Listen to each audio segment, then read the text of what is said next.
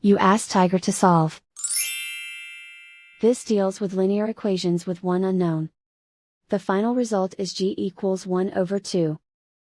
Let's solve it step by step. Simplify the expression. Expand the parentheses.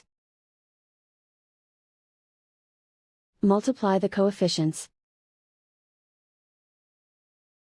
Simplify the arithmetic. Group all constants on the right side of the equation. Add 2 to both sides.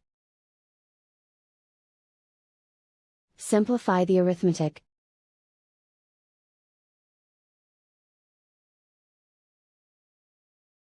Isolate the g. Divide both sides by 10. Simplify the fraction.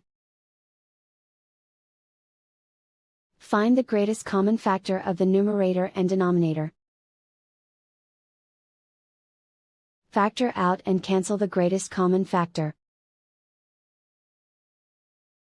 And so the final result is g equals 1 over 2.